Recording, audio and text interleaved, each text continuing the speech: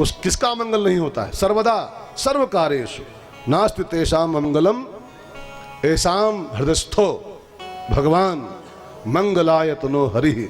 जो भगवान मंगलायतन का सहारा करके भगवान के आधार पर जो काम शुरू करता है, भगवान के सहारे जब कोई पुरुषार्थ करता है ना, तो भगवान उसकी हेल्प करते हैं, सहायता करते हैं। अब देखो हमारे यहाँ हर काम भगवान के सहारे होता है। रामायण लिखी गई, गीता लिखी गई, महाभारत लिखा गया, पहला श्लोक पढ़िए भगवान के सहारे पूरा पूरा करो। पहले श्लोक में उनके हवाले कर दिया गया, वर्णानाम संघानाम रसानाम छंदामपि मंगलानाम च कर्तारो, सब वंदना करके प्रभु तुम्हारे सहारे है, तुम्हारे सहारे है। भगवान के सहारे काम करो, नास्ति तेषाम अमंगलम, उसको अमंगल नहीं होता है कभी, क्योंकि वो मंगल भवन है परमात्मा, और मंगल भवन के सहारे काम शुरू करोगे तो अमंगल नहीं होगा, व्यवधान नहीं होगा बीच में। फिर तो भाई बहनों जब कच्छप का आधार पा गया वो मंदराचल पुरुषार्थ, भगवान के सहारे जब टिका दिया गया, तब काम शुरू हुआ, मंथन शुरू हुआ। और शुरू हुआ था अमृत के लिए, लक्ष्य अमृत है, लेकिन पहले पहले निकला क्या भाई साहब? निकला हलाहल जहर। यह भी एक सूत्र है भागवत के समझने जैसा सूत्र है कि किसी भी काम में शुरुआत में कुछ कठिनाइयां आती हैं, कुछ विघ्न बाधाएं आती हैं, वही जहर की धारा है। इसलिए कथा शुरू हुई नहीं है, इसकी शुरुआत ऐसे नहीं हुई होगी। वो तो सुरेश भैया से पूछो कितने पापड़ बेलने पड़े होंगे। हाँ, वो तो हम आप तो बने बनाए में बैठ जाते करके, लगा लगाया पंडाल मिल गया, बिछी बिछाई चौकी मिल गई, है ना, बिछी बिछाई गद्दे मिल गए, नीचे मैटिंग, और टाइम से 1 बजे आए, बैठे, सुने, प्रसाद खाए, चले गए। लेकिन ऐसे नहीं शुरू होता है कोई काम प्यारे। तो सुरेश से पूछिए कि भाई साहब इसके पहले क्या क्या करना पड़ेगा आपको, हाँ? कितनी बाधाएं आती हैं, कितने लोगों को मनाना पड़ता है, कितनों को समझाना पड़ता है, कितनों को एडजस्टमेंट करना पड़ता है, कहां कहां झुकना पड़ता है।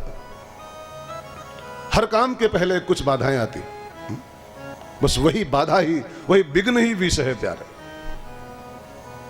अब आपको लगता है रमेश भाई शुक्ला बैठे हैं और कथा बांच रहे हैं, लोग बैठे सुन रहे हैं, तो हमसे कोई पूछे कि शुरुआत में कितने पापड़ बेलने पड़े थे।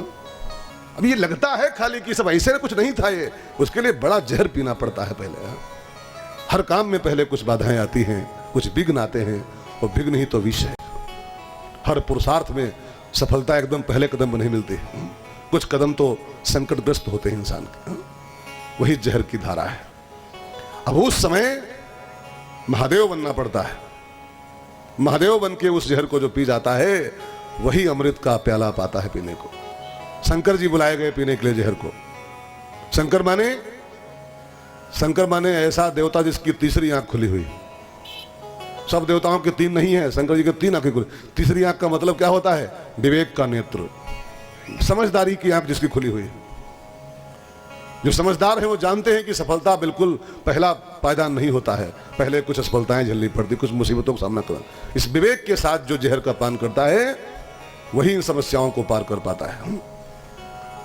महादेव का आह्वान किया कि बाबा किसी बस का नहीं है, तीसरी आंख जिसकी खुली वही ये काम कर पाएगा, समझदारी की जिसकी आंख खुली है वही ये काम कर सकता है। महादेव का आह्वान किया लोगों ने, बाबा पधारिए, ये जहर निकला है, सब जल जाएंगे, इसको पियो। शंकर जी को सब बुला रहे हैं, आप बुलाओ थोड़ा सा।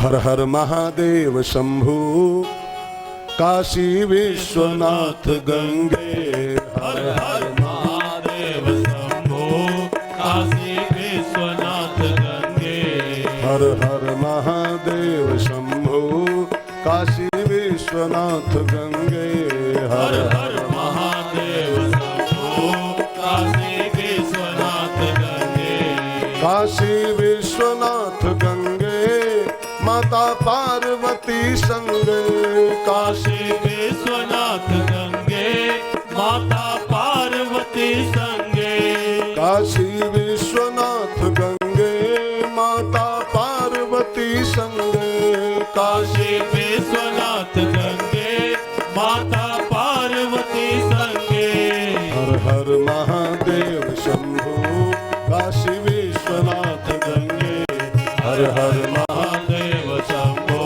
काशी विश्वनाथ गंगे, हर हर महादेव शंभो काशी विश्वनाथ गंगे,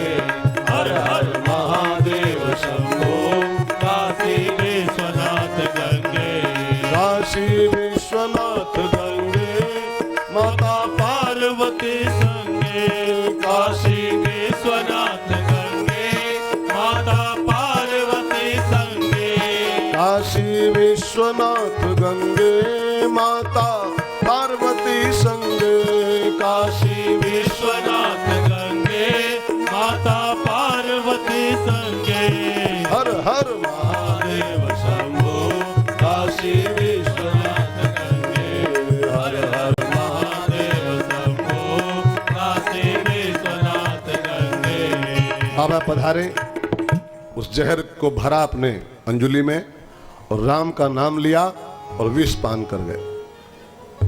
लेकिन बहुत ध्यान दे के सुनना, राम का नाम लिया है तब विष पिया है। खाली जहर पीते तो शंकर जी सीताराम हो जाते। हाँ? खाली जहर जो जो पिया सब मरे, सब मरे। सुकरात इतना बड़ा विद्वान था सुकरात, खाली जहर पिया सुकरात खत्म हो गया। मीराबाई भी इंसान ही थी, जहर का प्याला उसको दिया गया, हरि का नाम मिलाया और मीराबाई जहर का प्याला पी गई, मरी। मीरा कहीं मरी? उसे देख मीरा नाची रहे, पग घुंघरू बांध मीरा नाची रहे। जहर का प्याला राणा ने भेजा, उसे देख मीरा हंसी रहे। वो मरी नहीं थी मीरा, तो नाच रही थी, जहर पी के नाच रही थी, और शुक्रात मर गया था। और मीरा से बड़ा विद्वान था वो, एक दृष्टिकोण से दार्शनिक था वो। मीरा खाली भक्त थी। खाली जहर पिएगा वो मरेगा, विष में राम को मिला दो। जरा मिला के देखो क्या बनता है, विष प्लस राम इज इक्वल टू। खाली विष मारता है, राम मिलाओ विष में तो विष भी विश्राम देता है प्यारे। बाबा ने विष लिया और राम प्लस किया उसमें, विष में राम को प्लस कर दिया। अब विष और राम को मिला के दोनों को पी गए और विश्राम पा रहे हैं, बैठे हैं चैन से। जहर तो प्यारे पीना पड़ेगा, लेकिन राम को मत भूलो, राम को मिला मिला के पीते रहो। दुनिया में अगर आए हो तो जीना ही पड़ेगा, और जीवन है अगर जहर तो पीना ही पड़ेगा। दुनिया में अगर आए हो तो जीना ही पड़ेगा, जीवन है अगर जहर तो पीना ही पड़ेगा। जीवन ही विष का प्याला है भाई बहनों। खाली जहर जो पीता है वो तड़पता है, हाय हाय करके मरता है। राम को मिलाते रहो जिंदगी के जहर में, आराम करते रहो। जिंदगी आपकी भी है, जिंदगी महात्माओं की भी है। जिंदगी आपकी भी जी रहे हो, हम भी जी रहे हैं, और जिंदगी साधु भी जी रहे हैं, वो भी जहर है, ठीक है ना। लेकिन आपका जीवन और महात्माओं का जीवन टैली करके देखो। हमारे आपके पास 5 मकान है, बीवी है, बच्चा है, टीवी है, बैंक बैलेंस है, खाने पीने गल्ला है, सब भरा है, लेकिन जिंदगी में झांक के देखो क्या है, हाय हाय हाय। और उनके महात्माओं के पास अगर शाम का भोजन पा गए हैं तो सवेरे के ठिकाना नहीं पाएंगे, और रात का पा गए तो दोपहर पता नहीं पाएंगे। न कहीं मड़ैया है, न कहीं प्लाट है, न कहीं आश्रम है, न कहीं बैंक में खाता है, न जनधन योजना है। लेकिन फिर भी जो मस्ती है उनके पास, वो हमारे पास, आपके पास जिंदगी में कभी नहीं आ सकती। क्यों? क्योंकि हम लोग खाली जहर पी रहे हैं और राम का नाम मिला मिला के पी रहे हैं। जीवन है अगर जहर, लेकिन जो राम का नाम मिला दिया है वो मस्ती करता है जिंदगी के जहर में।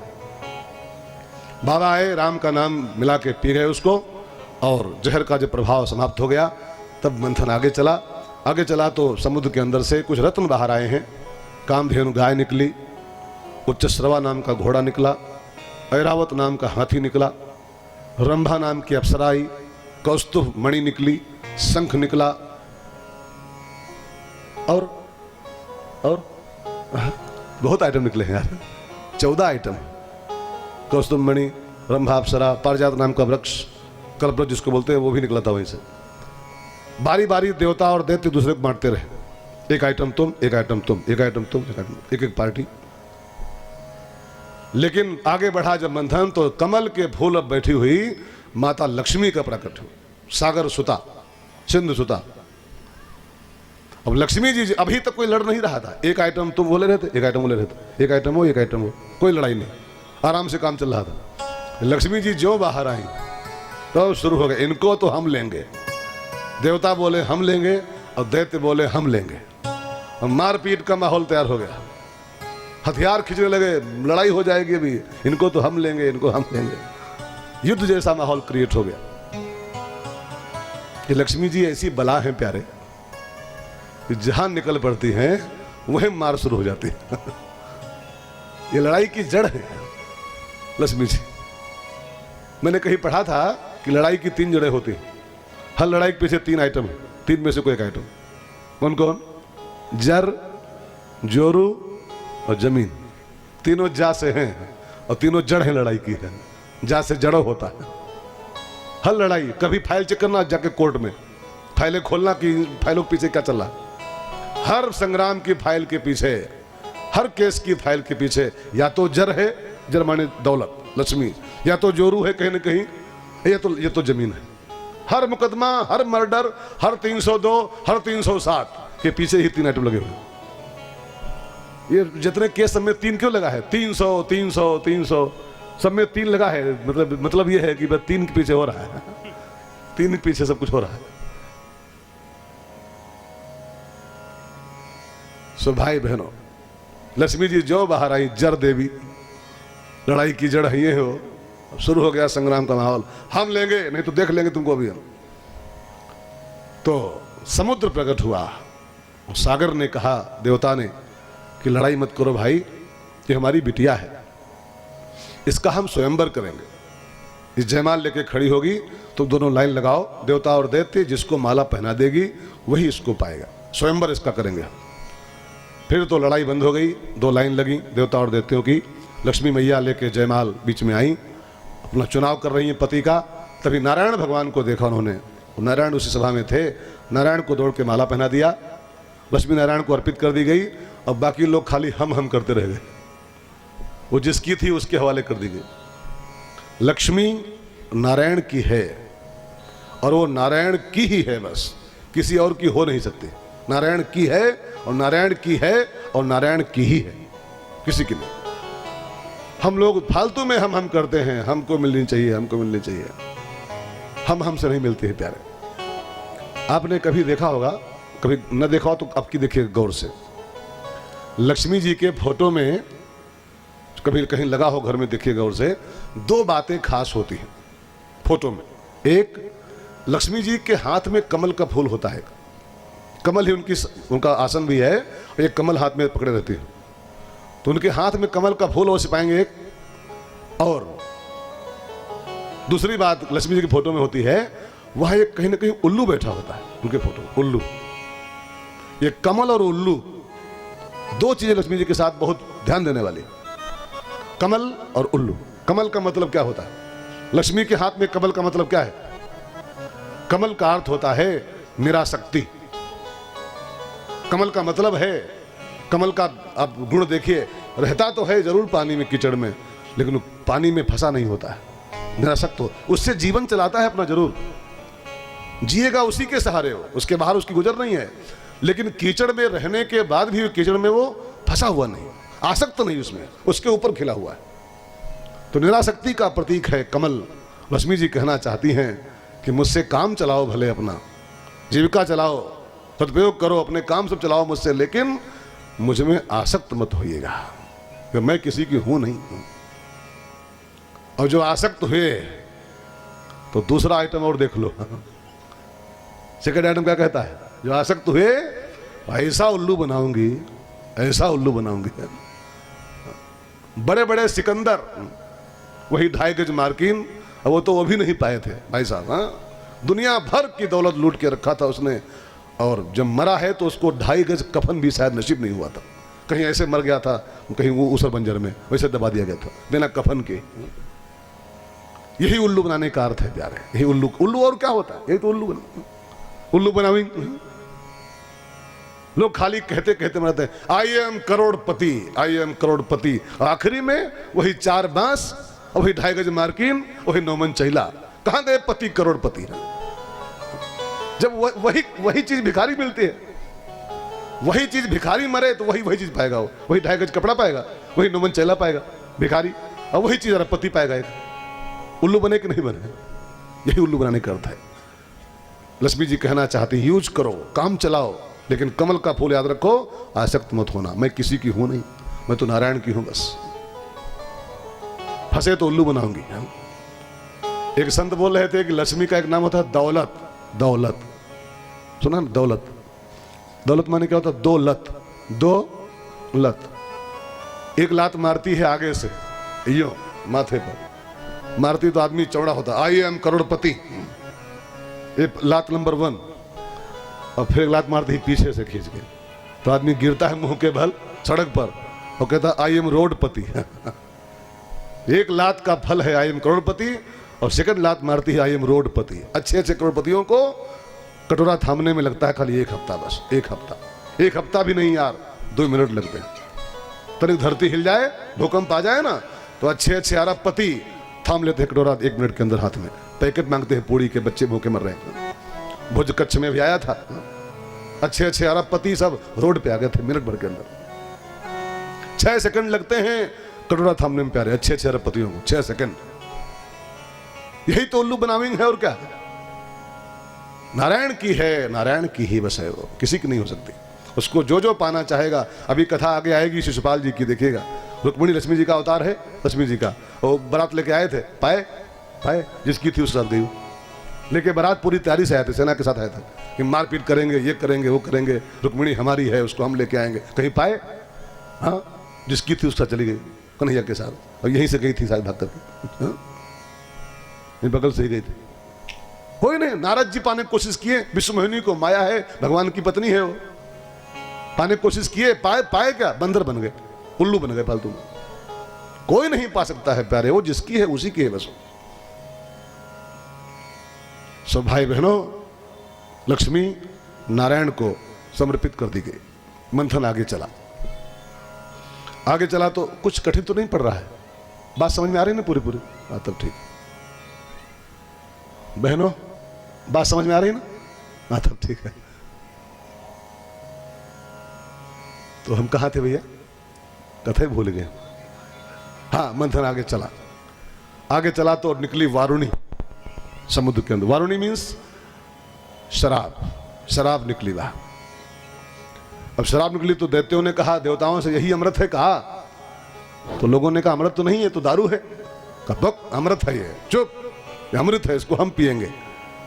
और सारे के सारे दैत्य दारू को अमृत मान के पी गए।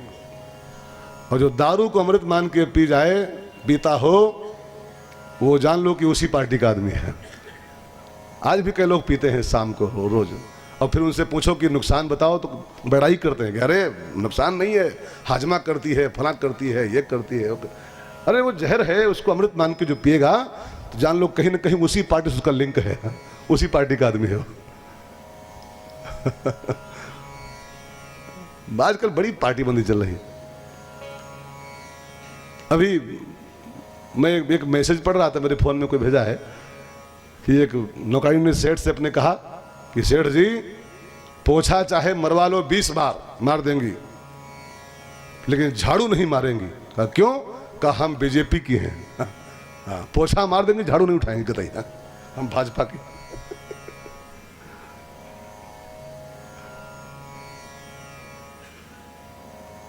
भाई बहनों,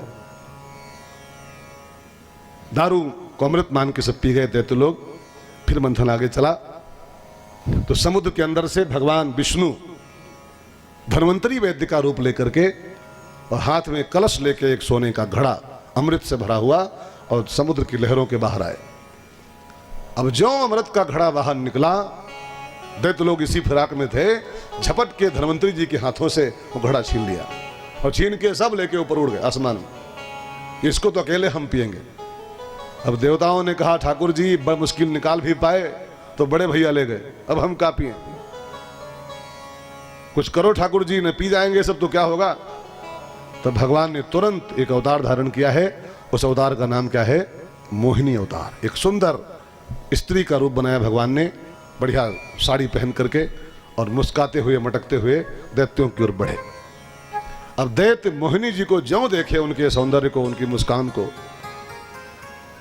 सब भूल गए। अमृत का घड़ा हाथ में था उनके, पी नहीं पाए। मोहिनी को देखते ही सब घेर लिए मोहिनी जी को आसपास से। Devi ji, what is your name? Devi ji, where do you live? Are you married और शादी हुई कि नहीं हुई आपकी? और जिसके हाथ में घड़ा था वो तो बढ़ के आगे आया राक्षस वो, और पूरा घड़ा ही सौंप दिया, देवी जी ये तुम सब ले लो और तुम मुझसे शादी करो, मेरे घर चलो। वो भगवान नहीं करने एवे किए थे। वो घड़ा जो बढ़ाया, झपट के हाथ में लिया अपने और कहा ये सब बातें बाद में करेंगे शादी वादी वाली, पहले हम चाहते हैं कि तुम बैठो दोनों लोग, मैं अपने हाथों पिलाऊं बांट करके, मैं बांटूं और तुम दोनों पियो, देवता और देते। तो राक्षस तो मोहित हो गए थे भगवान के सौंदर्य पर। मोहिनी माने मोह होता है, और मोह में जो फंस गया प्यारे, वो हाथ में आने के बाद भी अमृत पी नहीं पाएगा। हाथ में घड़ा आ गया तो पी नहीं पाए।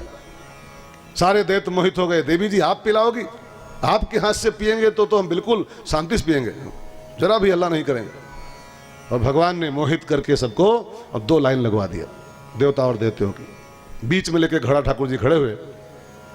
अब उनको तो सारा अमृत देवताओं को देना है, दैत्यों को देना कुछ नहीं है, लेकिन पहले वो दैत्यों के ही पास आए लेके घड़ा लाइन में उनकी, और कानम बोले कि मैंने इसको घड़े को चेक किया है, इसमें जो ऊपर ऊपर का अमृत है ये पतला है पानी के ऐसा, इसमें कुछ माल नहीं है, सारी क्रीम नीचे बैठी हुई, तब तो सब नीचे बैठा हुआ है।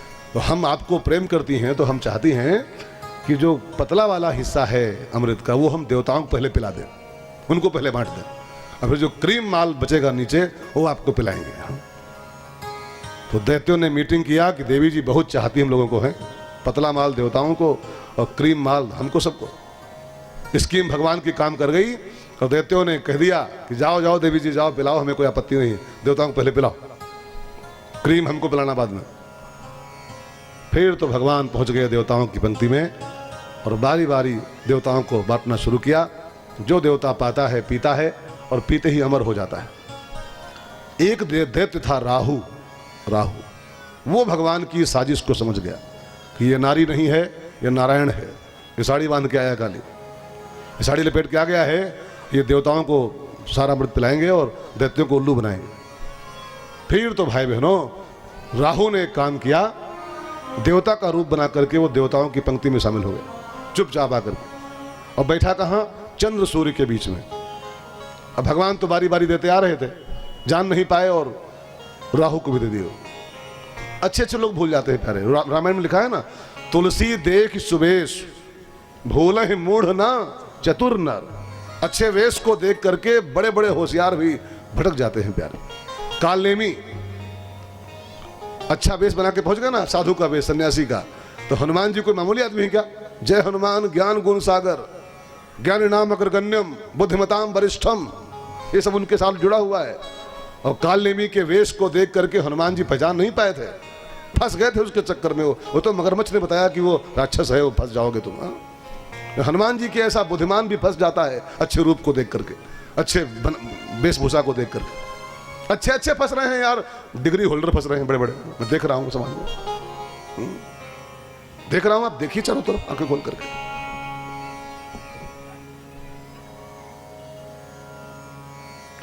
समोसा के साथ लाल चटनी कब से नहीं खाए हो, और वहां लाइन लगी पड़ी है, बड़े बड़े पीएचडी वहां लाइन लगाए बैठे, एडवांस बुकिंग होती।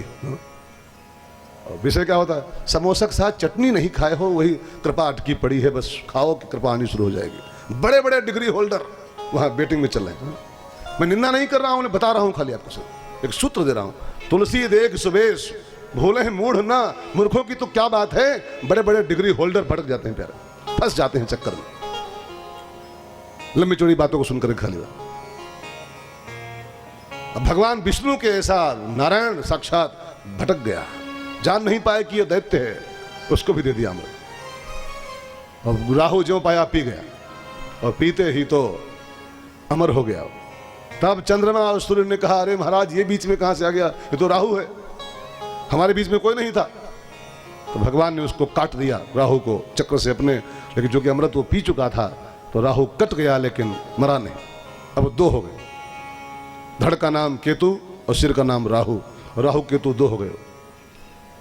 राक्षस दोनों हैं वो, इसलिए परेशान करते हैं समाज को, और खास करके चंद्रमा सूर्य को बड़ा परेशान करते हैं। उन्हीं की शिकायत में मारा गया था ना, ये शिकायत किए दोनों थे। तो जब जब उसको याद आती है कि इन दोनों शिकायत हमारी किया था, उसको नोचते हैं दोनों को, और नोचते हैं तो ग्रहण पड़ता है, ऐसी मान्यता है शास्त्रों की। विज्ञान कुछ और मानता है, शास्त्र कुछ और मानते हैं। अब हम जो कि शास्त्रों वाले हैं तो वही बात करेंगे, विज्ञान वाली बात करेंगे। हम कोई साइंटिस्ट थोड़ा हैं, पंडित हैं। लिखा है राहु केतु जब नोचते हैं उस गुस्से में तब तो ग्रहण पड़ता है, ऐसी मान्यता है। तो कहां थे भैया? अब सारा अमृत देवताओं को और दैत्यों के आगे खाली घड़ा फेंक दिया भगवान ने, चाटो इसको। दैत्य सब खड़े हो गए, ठाकुर जी नारायण तुमको शर्म नहीं आई? नर हो और नारी बन के आ गए, हमको धोखा दे दिया आपने, तुम्हारी खैर नहीं है। और फिर तो सारे दैत्यों ने शस्त्र निकाल लिए अपने अपने और एक विशाल संग्राम वहां पर शुरू हुआ, देवता और दैत्यों का संग्राम। लेकिन सारे देवता अमृत पाई हो गए थे, अमृत पी चुके थे, तो देवताओं ने दैत्यों का वध कर दिया और सारे दैत्य मार डाले, सब मारे गए दैत्य। यहां तक कि दैत्यराज बलि ही मारा गया, सब मारे गए। देवताओं की विजय हो गई, स्वर्ग पर देवता फिर काबिज हो गए, आनंद हो गया। इधर देव दैत्य गुरु शुक्राचार्य खबर पाए कि हमारे सब चेला मार दिए गए, सबकी लाशें पड़ी हैं। तो शुक्राचार्य जी अपनी विद्या लेकर के आए हैं, संजीवनी विद्या, मंत्र पढ़ पढ़ के सब पर जल का छींटा मारा और दैत्यों को पुनः जीवित कर दिया शुक्राचार्य जी ने। बलि ने कहा गुरु जी जीवन दिए हो तो गद्दी दिलाओ, हमको इंद्र की गद्दी चाहिए, हमको उसका चस्का लग गया है, कुछ दिन राज कर लिए, हमको वही गद्दी बड़ी अच्छी लगी है, हमको इंद्र बनना है। तो शुक्राचार्य ने कहा बेटा इंद्र की कुर्सी ऐसे नहीं मिलती है, बहुत बल चाहिए उसके लिए। कहा बल तो मैं कुछ कम बलवान हूं क्या, बलि हूं मैं। और बलि ने इंद्र की कुर्सी पर पुनः कब्जा कर लिया। शुक्राचार्य ने कहा बेटा कब्जा तो कर लिए हो, लेकिन ये गद्दी ऐसे मिलती नहीं किसी को है, बल का फल ये नहीं है, ये तो सत्क्रतु ही पाता है। आप भी इस बात को समझना पड़े। इंद्र की कुर्सी की एक अहर्ता है, एक नियम उसका है। जैसे सीएम की कुर्सी होती है, सीएम की कुर्सी की अहर्ता क्या है कि बहुमत की इतनी सीटें चाहिए, इतनी सीटें अगर आपके पास आ गई हैं तो आप सीएम बन सकते हो, ठीक है ना। ऐसे ही इंद्र की कुर्सी की भी एक अहर्ता होती। इंद्र कोई नाम नहीं है, इंद्र एक सीट है, एक कुर्सी। जैसे सीएम कोई नाम नहीं होता है, सीएम कोई नाम होता है क्या? सीएम तो जो हो जाए वही सीएम। सीएम एक पद का नाम है और उस पद की कुछ अहर्ताएं हैं, कुछ शर्तें हैं।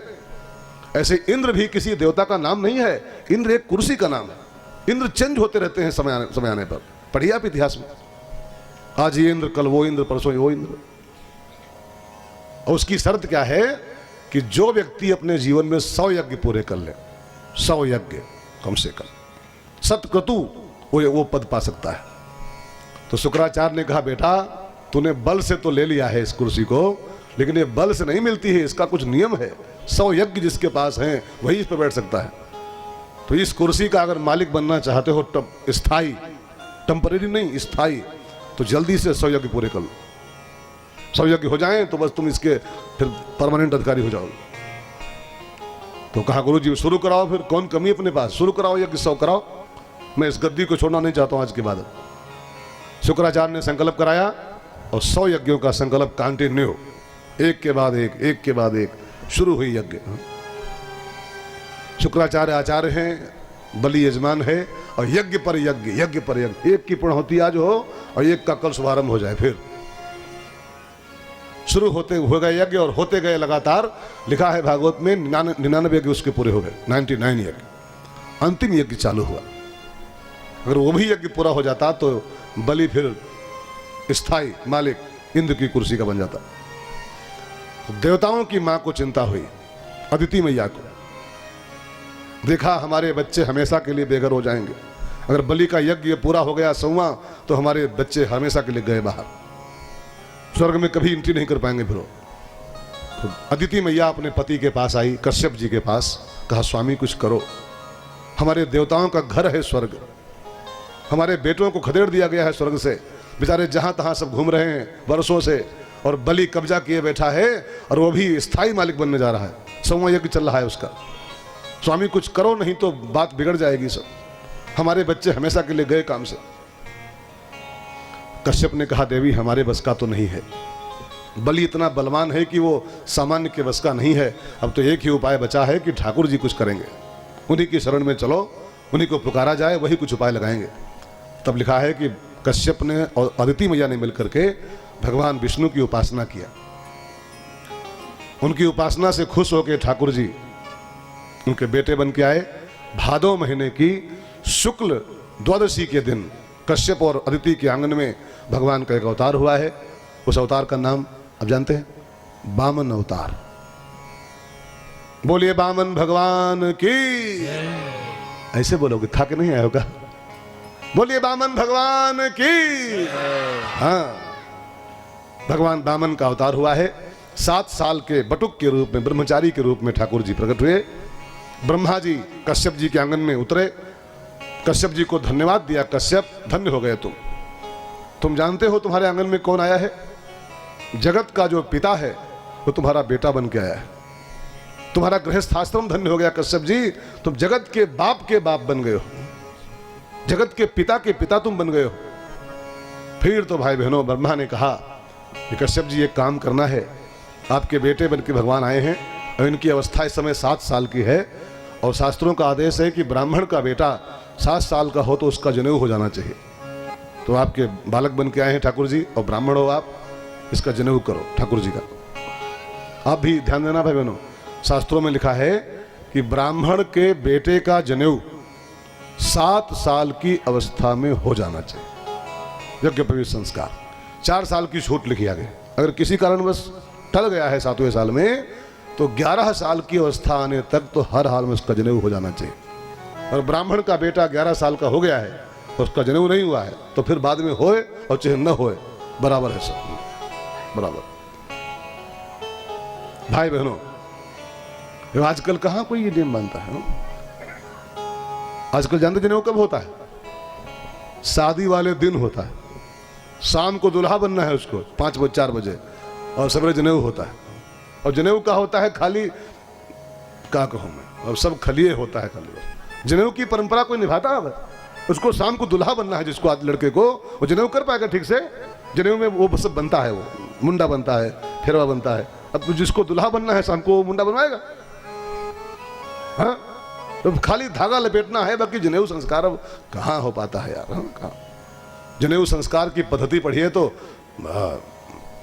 3 दिन की प्रक्रिया होती है। 3 दिन की, 3 दिन चाहिए कंप्लीट। अब 3 घंटे में होता है जनेऊ, और शादी तो होती है 2 मिनट में आजकल। शादी की पद्धति पढ़िए, अगर 7 बजे दुल्हा दुल्हन बैठ जाए पीढ़े पर 7 बजे, तो भोर का 7 बजेगा। 12 घंटे से कम की प्रक्रिया नहीं है। 7 से लेके 7 बजे सवेरे तक इतनी परंपराएं हैं उसमें, इतने कर्मकांड होते हैं। पंडित जी के आते आते पहले लकड़ी कर जाती है। पंडित जी शॉर्टकट, पंडित जी शॉर्टकट, डीजे होना भी है। हाँ, इसके बाद डीजे है, फिर फलाना है, जरा जल्दी कराओ महाराज। हाँ, तो पंडित जी का क्या है, बर चाहे कन्या, 1100 रुपया लाओ, मरो चाहे जियो, क्या करेगा? गुड़म गुड़म स्वाहा जय सिया राम, 1100 रुपया लाओ। गलती पंडितों की नहीं है, गलती अब बर कन्या के परिवारों की है। पंडित जी को जीना मुश्किल करते हैं, जल्दी करो महाराज, जल्दी करो महाराज, जल्दी करो, और काम भी है। हमने कर्म कांड को उपेक्षित कर दिया है। अब डीजे महत्वपूर्ण है, दावत महत्वपूर्ण है, लेकिन वो जो कर्म कांड महत्वपूर्ण रह गया। जल्दी कराओ, जल्दी। अभी आप कभी देखिएगा, पंडित जी बैठे शादी करा रहे होते हैं, और दुल्हा के घर वाले और दुल्हन दोनों घर वाले बैठे हुए आइसक्रीम खा रहे होते हैं, आपस में बतिया रहे होते हैं। न एक को मंत्र सुनते हैं, न कर्मकांड देखते हैं, और बनाते हैं कब ये पिंड कटे इनसे, पंडित जी से। हाँ, कब पूरा होए। हाँ, तब खाली पिंड काटना बचा है, शादी कहां कोई कराता। मजाक नहीं कर रहा हूं, लोगों ने इसको बड़ा गौड़ कर दिया आजकल, जबकि यही मेन चीज होती थी। तो ब्रह्मा ने कहा, कश्यप जी इनका यज्ञोपवीत होना चाहिए। 7 साल के हैं वामन भगवान का जनेऊ हुआ। और जनेऊ में एक परंपरा होती है ब्राह्मणों के यहाँ है कि जब किसी बालक का जनेऊ होता है, जिस ब्राह्मण का, उसको भिक्षा मांगनी होती है। अब तो वो परंपरा खाली बची है, वो लेके दोना बैठता है लड़का, वही अब मंडप में ही कुछ 2-4 रुपया पा जाता है, 10-20 रुपये। भीखी पड़ती है ना ब्राह्मणों के यहाँ। अब खाली वो भीखी नाम रह गया, बाकी पहले ये भिक्षा बाकायदा होती थी। कुछ रूल था, इतने गांव मांगो जा करके। मांगने से अभिमान मरता है इंसान का। मांगन गए सो मर गए। मर गए माने मर नहीं गए, उनका अहंकार मरता है मांगने से। ब्राह्मण निरअहंकारी होना चाहिए, इसलिए उसको मांगना सिखाया था। ब्राह्मण को धन केवल भिक्षा, मांगो, थोड़ा ईगो को मारो, अपने अहंकार को मारो अपने। खैर, तो भगवान वामन का जनेऊ हुआ। ब्रह्मा ने रिक्वेस्ट किया, ठाकुर जी बलि को आप मार नहीं सकते हो क्योंकि बलि प्रहलाद जी का पोता है।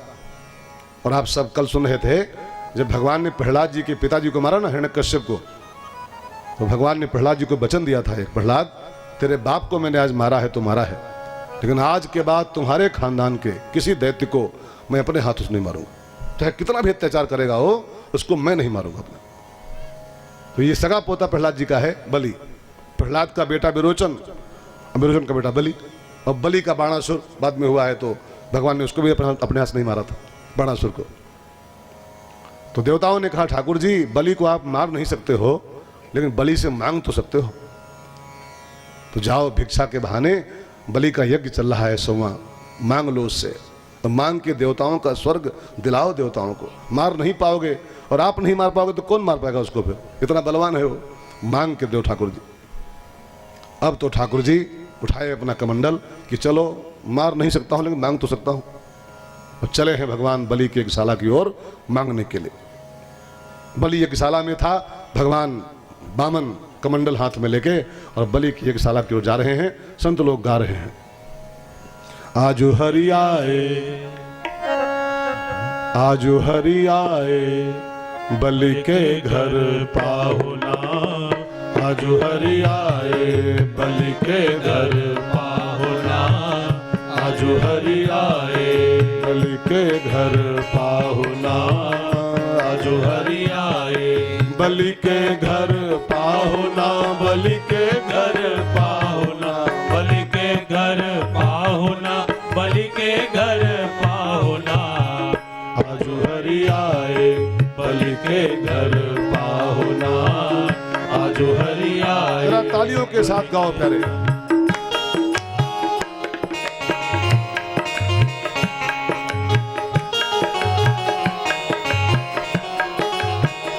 एक संत बोल रहे थे, भोजन में थाली का और कीर्तन में ताली का महत्व होता है। कितना बढ़िया खाना बनाए हो, देसी घी वाला, थाली घटिया हो, काली काली थाली हो, मैल लगा हो, तो कितनी बढ़िया सब्जी बनी हो, पूड़ी बनी हो, सब बेकार लगता है। भोजन में थाली का महत्व होता है और कीर्तन में ताली का महत्व होता है। इसलिए तालियों के साथ आजू हरि आए, बलि के घर पाहुना, आजू हरि आए, बलि के घर पाहुना, आजू हरि आए, बलि के घर पाहुना, बलि के घर पाहुना, बलि के घर पाहुना, बलि के घर पाहुना, आजू हरि आए, बलि के घर पाहुना, आजू हरि आए।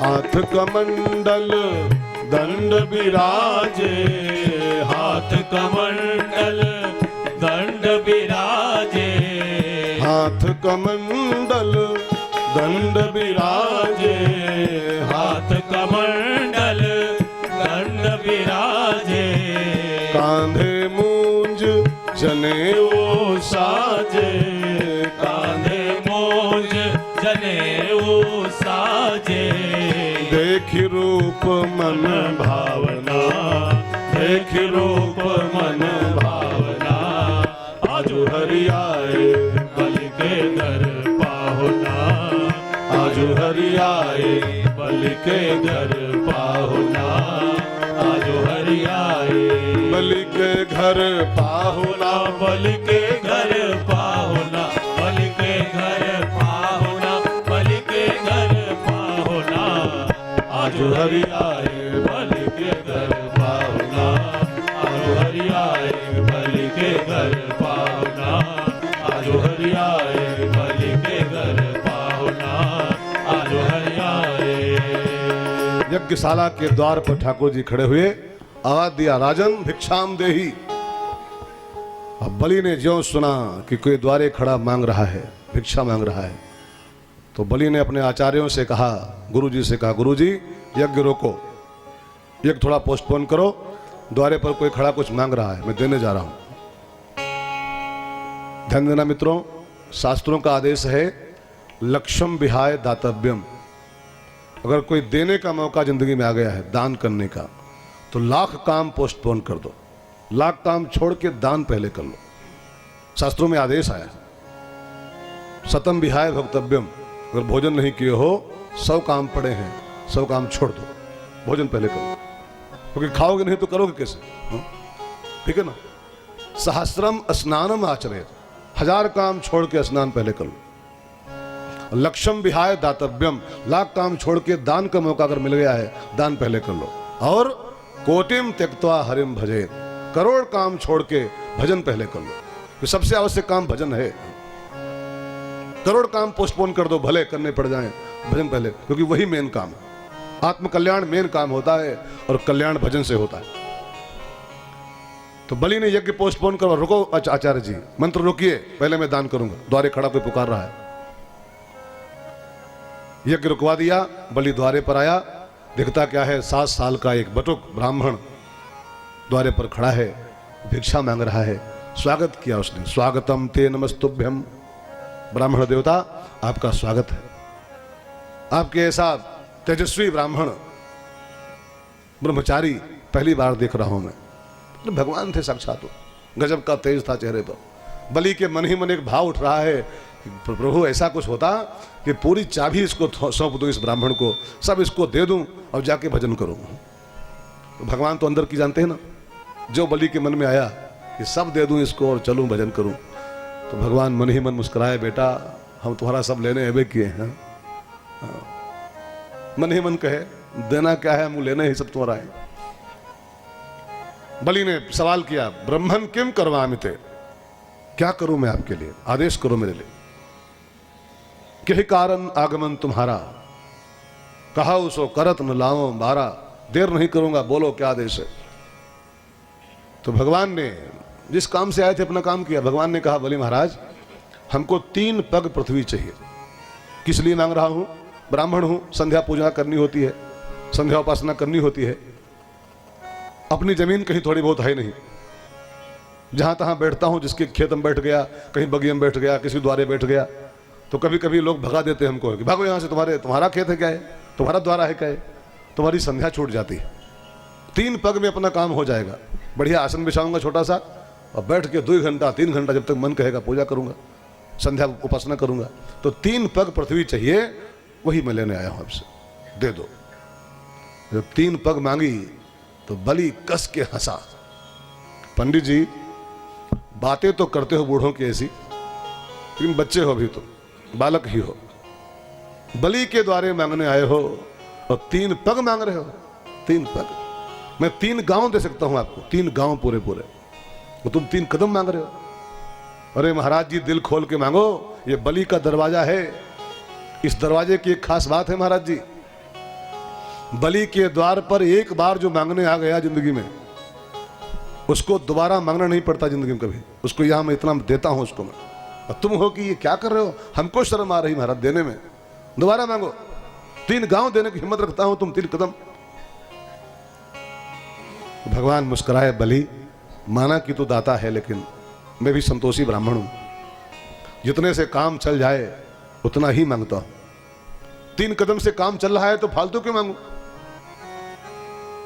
और जितने से काम चला उतना, अगर उतने में संतोष नहीं किया मैंने, तो पूरा ब्रह्मांड पा जाऊं तब भी संतोष नहीं कर पाऊं। और ये बिल्कुल सत्य बात कह रहे हैं। जितने से काम चल सकता है उतने में अगर संतोष नहीं इंसान को हो रहा है, तो पूरा ब्रह्मांड दे दो उसको, तब भी कहेगा अभी कम है। भागवत के 11वें स्कंद में लिखा हुआ है, 11वें अध्याय में 11वें स्कंद में, यत पृथिव्याम ब्रीहि यवम, पूरी धरती का पूरा अन्न, पूरी धरती का सब धन, धरती भर के सब पशु और धरती भर की सब स्त्रियां एक असंतोषी आदमी के हवाले कर दो, जिसको संतोष नहीं है, तब भी यही बोलेगा अभी थोड़ा कम है भैया, तनिक और चाहिए, हाँ तनिक और चाहिए। धरती भर का दे दो उसको, अकेले आदमी को, आखिर में बोलेगा अभी कम है, थोड़ा और होता तो अच्छा रहता है।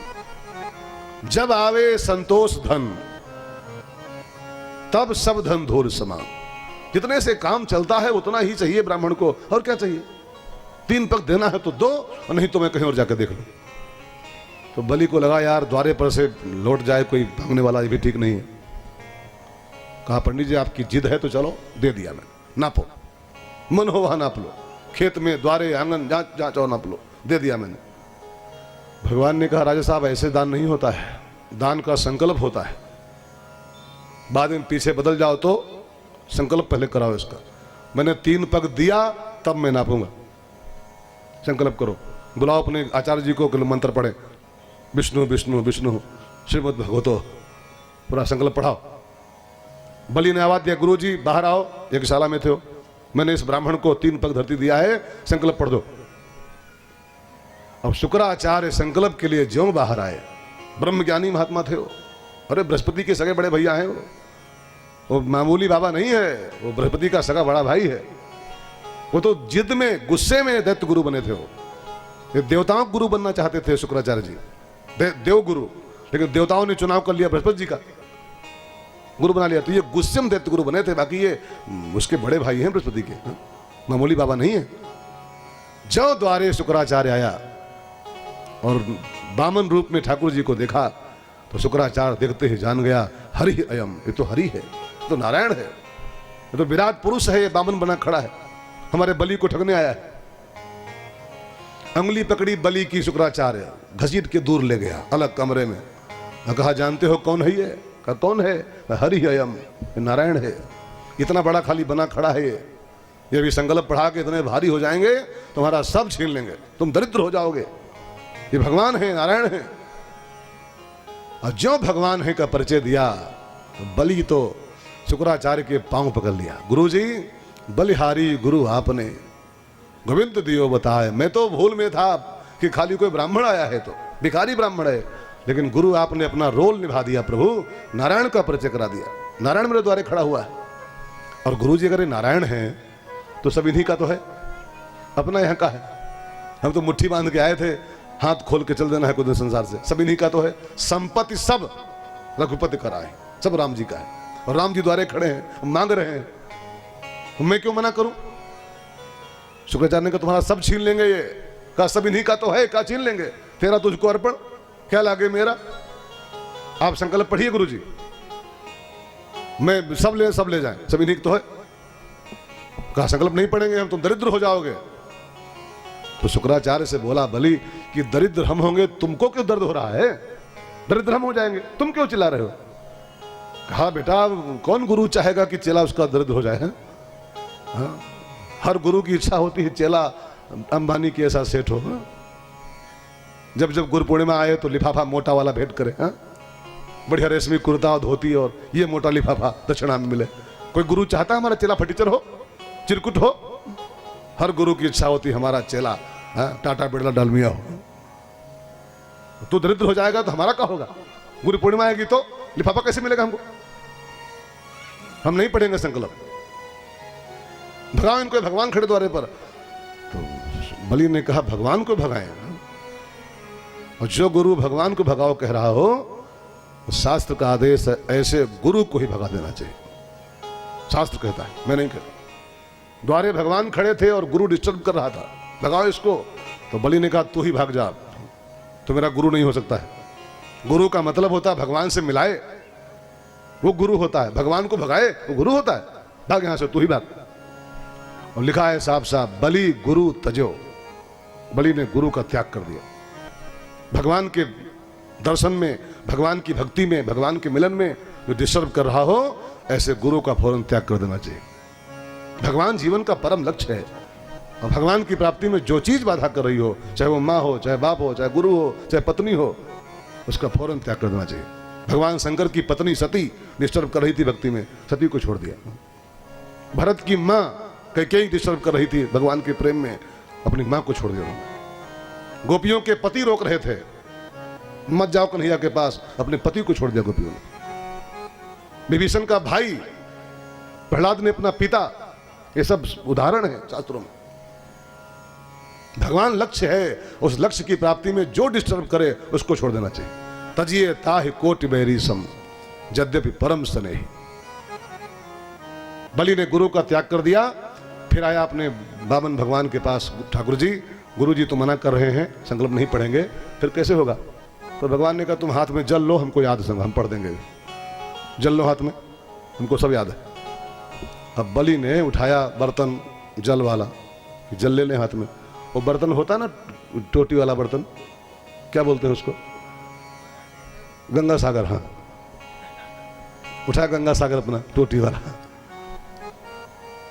और झुकाया पानी के लिए। गुरु जी को लगा जो पानी हाथ में गिर गया तो संकल्प हुआ, और जो संकल्प हुआ तो चलो हमारा गया। तो गुरु जी क्या किए, गंगा सागर की टोटी में बैठ गए बन के भौरा, टोटी पूरी जाम कर दिया। अब बलि झुकाए और वो गंगा सागर जाम पूरा। तो भगवान समझ गए कि ये गुरु जी अटके पड़े हैं बीच में, गुरु जी अटके हैं, वही डिस्टर्ब कर रहे हैं, अभी गए नहीं गुरुदेव। तो भगवान ने कहा बलि में कुछ फंसा है लगता टोटी में तेरी, मुझको लाओ मैं इसको साफ कर दूं। अब भगवान ने गंगा सागर को छीन लिया, अपने कुशासन में से एक बढ़िया कुश निकाला, नोक वाला, निकाल के कुश टोटी में डाला सफाई के लिए। वो सफाई कहाँ, गुरुदेव की एक आंख में चला गया सीधे, और गुरुदेव का एक बल्ब फ्यूज हो गया। और उनको लगा कि देता कोई और लेता कोई, और मैंने आंख कारण खोई, कौन दे रहा कौन ले रहा, हम काने फालतू हो गए बीच में। तो गुरु जी भागे निकल के, उनको लगा, डर लगा कि थोड़ी देर बैठा तो एक गई, और जो दोबारा कहीं जो कुछ ढाल दिया भगवान ने, तो जो दूसरा बचा या हो जाएगा। निकल के भागे, हाथ पे जल गिरा और भगवान ने संकल्प पढ़ा, और संकल्प पूरा होते ठाकुर जी बामन से विराट हो गए। सहस्र शीर्षा पुरुषः सहस्राक्षः सहस्रपाद पद पाताल शीश अजधामा। भगवान के चरण पाताल में है और शीश अजधाम में पहुंचे, ब्रह्मा जी के धाम में। पूरा ब्रह्मांड भर गया उनकी उस काठी से, कद काठी से। बलि एक बार देखा ऊपर तक भगवान बामन को, विराट पुरुष को, तो बलि थरथराया देख करके, डर गया, इतना विराट रूप भगवान का। भगवान के विराट रूप को देख के पहले अच्छे अच्छे कांप जाते हैं। हम लोग खाली कहते हैं ठाकुर जी कब मिले हो, कब दर्शन दोगे। अर्जुन के ऐसा धुरंधर, अर्जुन के ऐसा महारथी, जब भगवान ने उसको दर्शन दिया है ना अपना असली वाला, तो आंखें बंद कर लिया था ठाकुर जी, इसको हटाओ, हमारी नानी मरी जा रही देख करके। भगवान को देखना इतना आसान काम है क्या? लोग कहते हैं हनुमान जी नहीं मिल रहे हैं, हनुमान जी नहीं मिल रहे हैं, और जो आ जाए भी हनुमान जी तो जानते हो क्या होगा। खाली एक फुटी बंदर जो भी आ जाए बीच में पंडाल में, तो आप में से 80% लोग अभी मैदान छोड़ भाग जाओगे, पूरा पंडाल खाली हो जाएगा। एक खाली मेढुकी कूद पड़ती है बीच में तो पूरा पंडाल उठ पड़ता है। और हनुमान जी जो आ जाए, कनक भूधरा का शरीरा, तो यहाँ कई लोग टिक पाओगे नहीं सामने। एक फुटी बंदर तो देख के इंसान भागता है, और वो पहाड़ कैसे हनुमान जी को देख पाओगे उनको? अब भगवान के विराट मूर्ति को देख के बलि एक बार तो कांपा। भगवान ने कहा बेटा पहला कदम देखो। अभी क्या देखा हो, मेरा पहला कदम देख। और भगवान ने एक कदम में बलि का इहलोक पूरा नाप लिया। दूसरा कदम उठाया, दूसरे में भगवान ने बलि का संपूर्ण परलोक नाप लिया, ऊपर के सब लोग नाप लिए। 2 कदम में इहलोक भी गया और परलोक भी गया बलि का। अब तीसरा कदम बचा अभी ठाकुर जी का, और 2 में सब गया उसका, ये भी गया वो भी गया।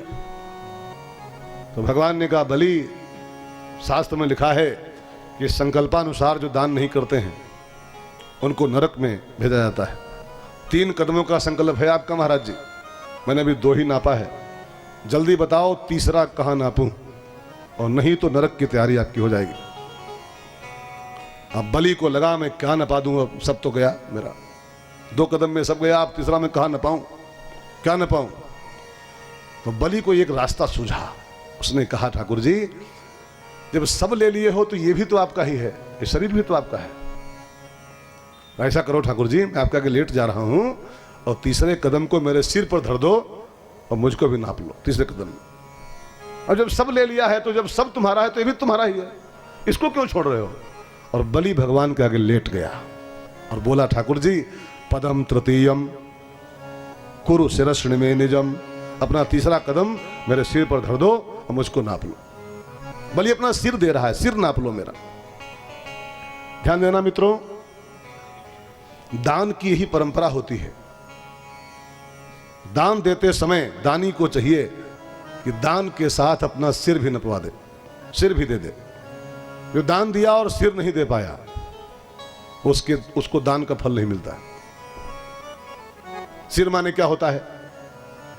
सिर का अर्थ खाली खोपड़ी नहीं, हेड नहीं, सिर माने होता है अहंकार।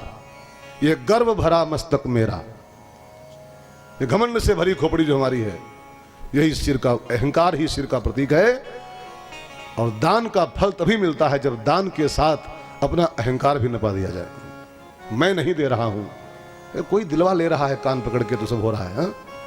कोई से कान पकड़ता है, ठाकुर दे, चल तू कर ले, तब इंसान कर पाता है। इंसान की औकात नहीं। और दूसरी बात है कि आखिर में वो सब किसका दिया हुआ है? कोई माने हम दे रहे हैं तो उसकी भूल है खाली। मान लो आपने 100 रुपया दिया तो 100 रुपया आप कहां से लाए? वो 100 रुपया किसने दिया आपको? मान लो कोई हम नौकरी किए तो नौकरी किसने कराया? हाथ पांव किसने दिया? बुद्धि किसने दिया?